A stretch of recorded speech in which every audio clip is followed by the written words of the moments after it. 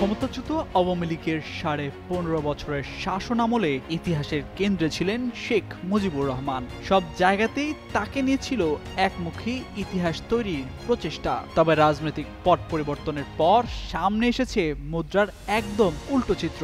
সামনে আসছে ভিন্ন ধরনের ধারণা, ভিন্ন বক্তব্য। রাজনৈতিক বিশ্লেষকরা বলছেন, যদিও শেখ মুজিব বাংলাদেশের ইতিহাসের এক অনিবার্য চরিত্র, কিন্তু তার সেই অবস্থান নিয়ে এখন প্রশ্ন তোলা হচ্ছে। গত বছরের 5 আগস্ট গণ অভ্যুত্থানে আওয়ামী লীগ সরকারের পতনের পর ঢাকা সহ দেশের বিভিন্ন স্থানে শেখ মুজিবের ভাস্কর্য ভেঙে ফেলা হয়। এমনকি রাজধানীতে মব সৃষ্টি করে তার ধানমন্ডি 32 নম্বরের বাড়ি এক্সকাভেটর দিয়ে গুঁড়িয়ে দেওয়া হয় মাটিতে।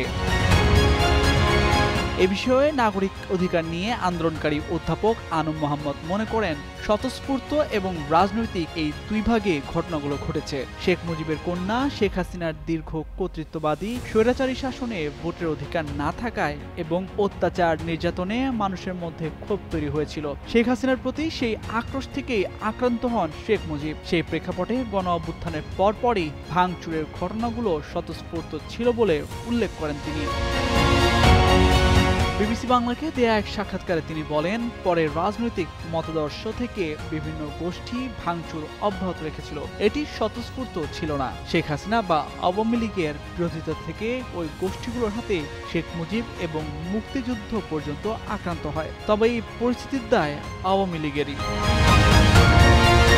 রাজনৈতিক বিশ্লেষকরা বলছেন, শেখ মুজিবের দুটি অংশ রয়েছে। একটি হচ্ছে মুক্তিযুদ্ধ বা স্বাধীনতা সংগ্রামের নেতা হিসেবে, আরেকটি 72 থেকে 75 পর্যন্ত তার শাসন, তখন বাকশাল নামে একদলীয় শাসন প্রতিষ্ঠা। 1975 সালের 15 আগস্ট শেখ মুজিবকে সপরিবারে হত্যার পর তখনও তার ভাবমূর্তি প্রশ্নের মুখে পড়েছিল, সংকটে পড়েছিল আওয়ামী লীগ। সেই পরিস্থিতি থেকে বেরিয়ে আসতে দীর্ঘ সময় লেগেছিল।